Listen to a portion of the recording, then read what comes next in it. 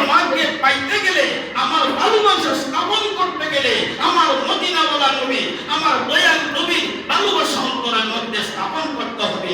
আমার নবীকে যদি তোমরা ভালোবাসো, অন্তর দিয়ে আমার রাসূলকে মহব্বত করো, আমার রাসূলকে গ্রহণ করে নাও, তাহলে আমি ঘোষণা দিলাম ফাত্তাবিউনি ইউহিব্বুকুমুল্লাহ, আমি আল্লাহ পাক তোমাদেরকে নিজে ভালোবাসবো। সুবহানাল্লাহ। আমাদের আয়েশা সিদ্দিকা রাদিয়াল্লাহু তাআলা আনহা অন্ধকার রাতে আকাশের মধ্যে তারকা বেশি দেখে। চন্দ্রিমার রাতে তারকা কম দেখা যায়। বড় বড় যে তারকাগুলো আছে, এই তারকাগুলো দেখা যায়, শুধু তারকাগুলো দেখা যায়।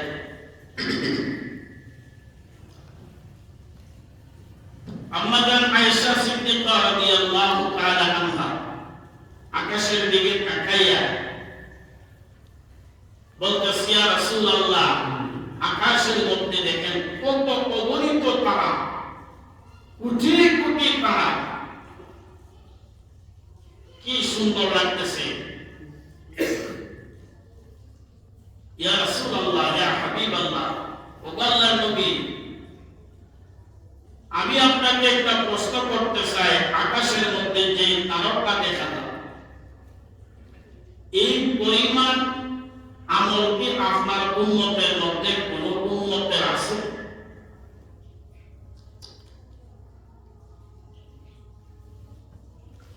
আল্লাহর নবী বিশ্বনবী রাহমাতুল লিল আলামিন ডাক দিয়া বলে, আশারে, এই পরিমাণ আমল আমার একজন সাহাবীর মধ্যে আছে। আম্মা জান আয়েশা সিদ্দিকা রাদিয়াল্লাহু তাআলা আনহা বলে বলতেছেন, নিশ্চয়ই আমার নবী আমার বাবার কথা বলবে, কারণ আমার বাবা হইল রাসূলুল্লাহর হিজরতের সাথী, আমার বাবা হইল রাসূলুল্লাহর বাল্যকালের সাথী, আমার বাবা হইল রাসূলের কুহার সাথী। নিশ্চয় আমার রাসূল আমার বাবার কথা বলবে।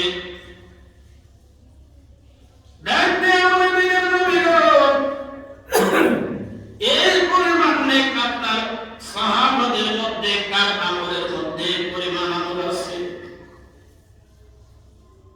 আমার নবীর একজন আয়েশারে, এই পরিমাণ আমল, এই পরিমাণ নেক আমার সাহাবী, আমার উম্মতের আমলের মধ্যে আছে। বলনা সুবহানাল্লাহ। আমার সাহাবী হযরত উমরের এই পরিমাণ আমল আছে। হযরত আয়েশা সিদ্দিকা রাদিয়াল্লাহু তাআলা আনহা মনে ভাবলেন, মনে মনে বলতেছে, আমি ভাবছিলাম তো মহিলাটা কি, মনে মনে ভাবছিলাম আমার রাসূল বুঝি আমার বাবার কথা বলবে। আয়েশার মনটা একটু পূর্ণ হয়ে গেছে, আয়েশার মনটা একটু ছোট হয়ে গেছে। ডাক দিয়ে বলে, নবী আসলাম, আমি দেখতেছি তোমার মনটা একটু পূর্ণ হয়ে গেছে, তোমার মনটা ছোট হয়ে গেছে, আমি বুঝতে পেরেছি নবী। তোমার বাবা আবু বকরের কথা আমি বলি নাই, ঘোষণা করি নাই, উমরের কথা বলার কারণে আয়েশা তোমার মনটা ছোট হয়ে গেছে। আয়েশা ডাক দেয়া বলে, দিনের নবী গো, ও গো মায়ার নবী, বিনা প্রশ্নে, বিনা জিজ্ঞাসায়, বিনা দ্বিধায় আমার বাবা আপনার কলমা পড়ে মুসলমান হয়ে গেছে। কোনো প্রশ্ন নাই, কোনো জিজ্ঞাসা নাই। দয়াল নবীজি গো, আমার বাবা আপনার বাল্যকালের সাথী, আমার বাবা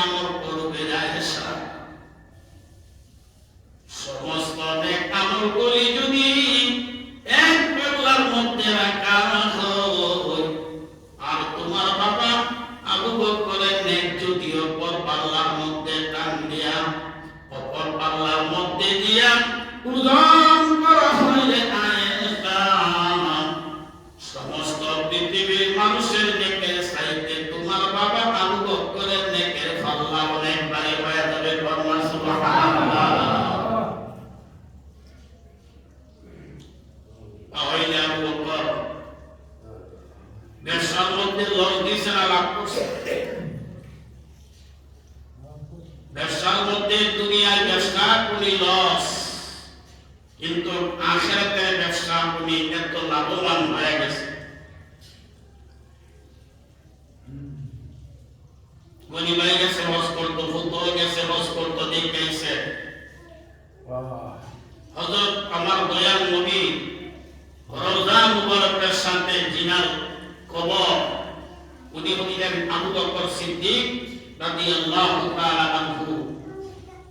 উনার জন্য আল্লাহর রাসূল শুধু পারমিশন দেয়া গেছেন, আমার ইন্তেকালের পরে আমার আবু বকরের লাশ আমার কবরের পাশে দাফন করি।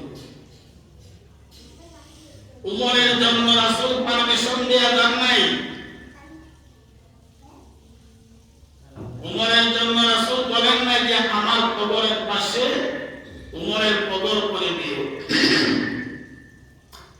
মূলত আল্লাহ রাসূল সাল্লাল্লাহু আলাইহি ওয়াসাল্লামের রওজা মুবারক যে জায়গার মধ্যে, সেই জায়গাটা হলো আম্মা জান আয়েশা সিদ্দিকা রাদিয়াল্লাহু তাআলা আনহার হুজরা মুবারক। আম্মা জান আয়েশা সিদ্দিকা রাদিয়াল্লাহু তাআলা আনহার হুজরা মুবারকের মধ্যে রাসূলুল্লাহর রওজা মুবারক হয়েছে।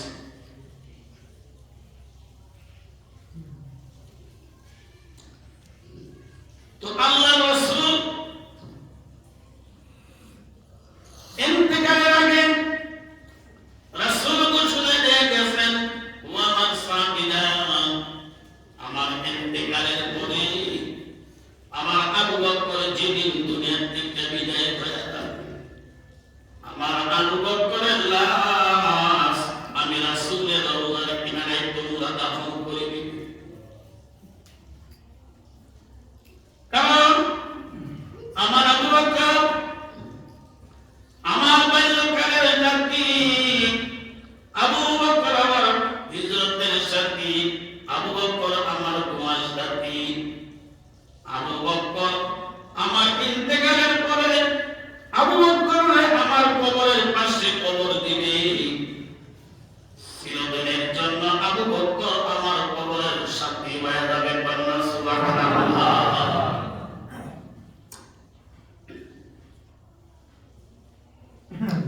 ও মুসলমান বান্দারা, হযরত আবু বকর সিদ্দিক রাদিয়াল্লাহু তাআলা আনহু যেদিন দুনিয়া থেকে বিদায় হয়ে যাবে, বিদায় হওয়ার আগে আল্লাহ রাসূল সাহাবাদেরকে ডাক দিয়ে বলো, সাহাবীরা আমার বিদায়ের পরে আমার লাশটা তার বান্দা পরপরায় জানাজা কবর করে আল্লাহর নবীর রওজা মুবারকের পাশে নিয়ে আমাদের করবে। নবীজির রওজার পাশে হাজির করে আল্লাহর নবীকে জিজ্ঞাসা করবে, নবীজির কাছে পারমিশন নেবে। নবী যদি অনুমতি দেন, নবী যদি পারমিশন দেন, তাহলে আমি আবু বকরের লাশটা আমি আমার নবীর রওজা মুবারকের পাশে দাফন করে দিবে। আর যদি নবী পারমিশন না দেয়, নবী যদি কোনো জবাব না দেয়, তাহলে মনে করবে নবীর বিদায়ের পরে আমি নবীর অন্তরের মধ্যে দুঃখ দিয়েছি, নবীর বিদায়ের পরে নবীর মনে আমি কষ্ট দিয়েছি, তাই আমাকে নবীর রওজা মুবারকের পাশে দাফন না করিয়া আমাকে জান্নাতুল বাকির উপরে আমাকে কবর দিবে। হযরত আবু বকর সিদ্দিক রাদিয়াল্লাহু তাআলা আনহু ইন্তেকালের পরে হযরত আলী রাদিয়াল্লাহু তাআলা আনহু, হযরত ওমর ফারুক রাদিয়াল্লাহু তাআলা আনহু কয়েকজন সাহাবী মিলে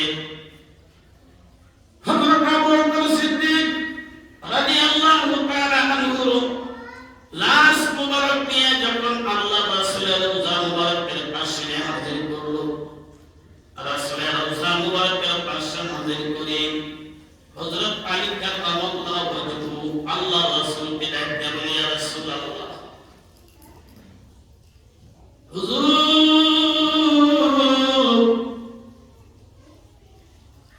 যে আবু বকর আপনার হিজরতের সাথী, যে আবু বকর আপনার গুনার সাথী, সে আবু বকর আপনার পায়ের কিনারা হাজির করে দিলাম।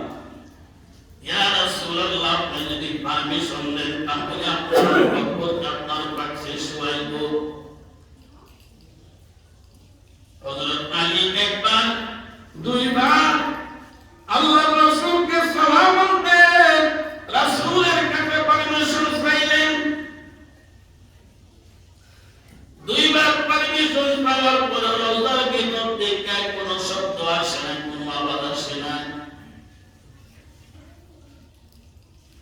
হযরত আবু বকর সিদ্দিক রাদিয়াল্লাহু আনহু কাররামাল্লাহু ওয়াজহু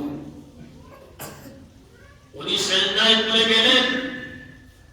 দেখতে বলে, ইয়া রাসূলুল্লাহ, দয়ার নবী গো, এত তাড়াতাড়ি কি করে আপনি আপনার সাহাবী আবু বকরকে ভুলে গেলেন? আপনি কেন জবাব দিতেছেন না? আপনার সাহাবী আবু বকর তো আপনার পায়ের কিনারা হাজির করে দিলেন। এমনি হযরত আলী রাদিয়াল্লাহু তাআলা আনহু সে দেখেন নবীজি রওজা মুবারকের সুকুর দিকের সাইডটা শিখ পটপট করে রক্ত হইতেছে। রাসূলুল্লাহ রওজা মুবারক থেকে আওয়াজ আসতেছে, আলী, আমি আমার সাহাবীকে বলে যাই নাই, আমার আবু বকর আমার মনে কোনো কষ্ট দেন নাই, আমার মনে কোনো আঘাত দেন নাই। আলী রে, আমার আবু বকরের লাশ আমার কবরের কিনারায় রাখবে, তার কোনো অনুমতির প্রয়োজন নাই, পারমিশনের কোনো প্রয়োজন নাই। রে আবু আলী, আমার আবু বকরের লাশ আমার কাছে দাফন করিয়া দে। আমার আবু বকর আমার গুহার সাথে, আবু বকর আমার হিজরতের সাথে, আবু বকর আমার বাল্যকালের সাথে। আজ থেকে আমার আবু বকর কিয়ামত পর্যন্ত আমার কবরের সাথে হয়ে যাবে। কন্যা সুবহানাল্লাহ। আমি মদিনার পাগল, আমি নবীজির পাগল, বলেন আমি নবীজির পাগল, আমি মদিনারে তুলবালি মোর, মদিনারে তুলবালি মোর, নয়নের কাজল, আমি মদিনার পাগল, আমি নবীজির পাগল, আমি মদিনার পাগল, আমি নবীজির। আমার জিকির নবী নবী, দুই চোখে মদিনার ছবি, নবীর জন্ম দিতে রাজি, নবীর প্রেম দিতে রাজি, জীবনের সকল আমি নবীজির পাগল, আমি মদিনার পাগল, বলন মদিনার পাগল, আমি নবীজির পাগল। কবির মনোযোগ বাংলা বাইরে ভালো।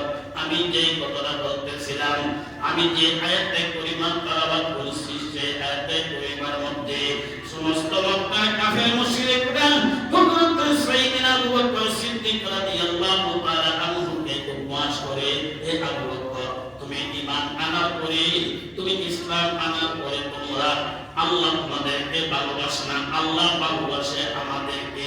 দেখো আমরা ঈমান আনি নাই, মুহাম্মদের দলভুক্ত হই নাই, আমরা ব্যবসা বাণিজ্য খাওয়া পড়ার কোনো অভাব নাই।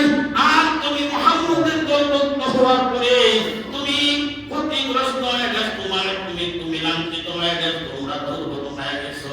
দেখো মুসলমানে খাইতে পায় না, কাপড় পরতে পায় না। আল্লাহর নবীর সাহাবী হযরত আবু বকর সিদ্দিক রাদিয়াল্লাহু তাআলা আনহুকে কাফেররা বলতেছে, আবু বকর, এখন তো বুঝতে পারছো আল্লাহ তোমাদেরকে বেশি ভালোবাসে না, আমাদেরকে বেশি ভালোবাসে। যদি তোমাদেরকে বেশি ভালোবাসতো তাহলে তোমাদেরকে ধন সম্পদ বেশি দিত, আর যদি আমাদেরকে ভালোবাসতো তাহলে আমাদেরকে ধন সম্পদ দিত না, তোমাদের বেশি ধন সম্পদ দিত। আমার ধন সম্পদ এক জিনিস, আল্লাহর ভালোবাসা এক জিনিস। ধন সম্পদ দিলে আপনার আল্লাহ ভালোবাসেন তা না। ধন সম্পদ তো কারণে আল্লাহ পাক দিয়েছিলেন। ধন সম্পদ আল্লাহ পাক বক্তব্য স্বর্গ দিয়েছিলেন। ধন সম্পদ আল্লাহ পাক ফেরাউনকে দিয়েছিলেন। ধন সম্পদ আল্লাহ পাক রব্বুল আলামিন বক্তব্য স্বর্গ দিয়েছিলেন। কিন্তু আল্লাহ ধন দিলে আপনাকে আল্লাহ ভালোবাসেন তা না। আল্লাহ পাক বলেন, ধন দিয়া তোমাকে আমি, যারা আমার কাছে দুনিয়া চাইবে, মান কানা ইউরিদু হারসাদ দুনিয়া নুতিহি ফিল আখিরাতি ওয়া মা লাহু মিন নাসিব। যারা আমি আল্লাহর বাইতে দুনিয়ায় কেউ রোজগার দিয়ে আমি আল্লাহকে বাদ দিয়ে দুনিয়াকে আমার কাছে চাইবে, আমি আল্লাহ পাক পারে দুনিয়া দিয়া সন্তুষ্ট করি, আর দুনিয়া তার জন্য আমি আল্লাহ পাক শান্তিময় স্থান বানায়া দেই।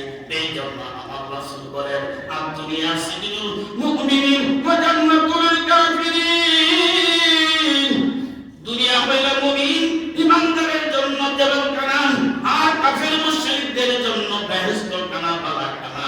বাজান বাবা আমার সাইয়্যিদিনা আবু বকর সিদ্দিক রাদিয়াল্লাহু তাআলা আনহু আল্লাহ রাসূলকে বলতেছে, ইয়া রাসূলুল্লাহ, ইয়া হাবিবাল্লাহ, দয়াল নবী গো, ও মায়ার নবী, আল্লাহ পাক কি আমাদেরকে বেশি ভালোবাসেন না কাফেরদেরকে বেশি ভালোবাসেন?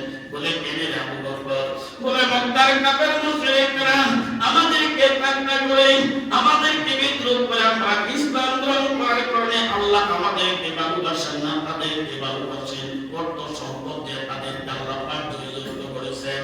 আল্লাহ পাক রব্বুল আলামিন ডাক দিয়া বলেন, ও আমার হাবিব, ওগো আমার নবী, তারা দাবি করতেছে আমি আল্লাহ পাক তাদেরকে ভালোবাসি। নবীর আল্লাহর ভালোবাসাটা কাফের মুশরিকদের কাছ থেকে নাকচ করে দেওয়ার জন্য আল্লাহ পাক সে আয়াতের পরিমাণ নাযিল করছে, কুল ইন কুনতুম তুহিব্বুনাল্লাহ ফাত্তাবিউনি ইউহিব্বুকুমুল্লাহ ওয়া ইয়াগফির লাকুম যুনুবাকুম ওয়াল্লাহু গফুরুর রাহিম। আল্লাহ পাক ডাক দিয়ে বলে, রাসূল আপনি জানায়া দেন, তোমরা যদি আল্লাহর ভালোবাসা দাবি করো, আল্লাহর ভালোবাসা যদি স্থাপন করতে চাও, আল্লাহ পাক নবীকে বলতে চাই, রাসূল আপনি জানায়া দেন, তারা সরাসরি আমার ভালোবাসা দাবি করতেছে, কিন্তু আমি আল্লাহ পাককে সরাসরি ভালোবাসা দাবি করলে আমার ভালোবাসা পাবে না। আমার ভালোবাসা পাইতে হইলে তুহিব্বুনাল্লাহ ফাত্তাবিউনি ইউহিব্বুকুমুল্লাহ, যদি আমার ভালোবাসা তোমরা পাইতে চাও, আমার নবী কামলিওয়ালা নবী মুহাম্মদুর রাসূলুল্লাহ ভালোবাসা তোমাদের অন্তরের মধ্যে স্থাপন করো। সুবহানাল্লাহ। আমার ভালোবাসা পাইতে হইলে আমার নবীকে আগে ভালোবাসে। এখন নবীকে আবু বকর বেশি ভালোবাসে নাকি কাফেররা বেশি ভালোবাসে? কাফেরদের ভালোবাসা আল্লাহ পাক নাকচ করে দিয়েছে। ধন সম্পদ তোমাদেরকে দিয়া, তোমাদের দুনিয়ার সৌন্দর্য দিয়া, তোমাদেরকে আখিরাতের নাজ নিয়ামত থেকে আমি আল্লাহ পাক ভুলায় রাখার জন্য, কারণ আমি আল্লাহ স্রষ্টা, আমি আল্লাহ খালেক, আমি তোমাদেরকে বানাইছি। তোমরা আমার কাছে দুনিয়া কামনা করছো, আমার কাছে দুনিয়া চাইছো, আমি আল্লাহ পাক দুনিয়ার সুখ শান্তি তোমাদেরকে আমি দিয়া দিছি। কিন্তু আমাকে পাইতে গেলে, আমার ভালোবাসা স্থাপন করতে গেলে, আমার মদিনাওয়ালা নবী, আমার দয়াল নবীর ভালোবাসা অন্তরের মধ্যে স্থাপন করতে হবে। আমার নবীকে যদি তোমরা ভালোবাসো, অন্তর দিয়ে আমার রাসূলকে মহব্বত করো, আমার রাসূলকে গ্রহণ করে নাও, তাহলে আমি ঘোষণা দিলাম, ফাত্তাবিউনি ইউহিব্বুকুমুল্লাহ, আমি আল্লাহ পাক তোমাদেরকে নিজে ভালোবাসবো। সুবহানাল্লাহ।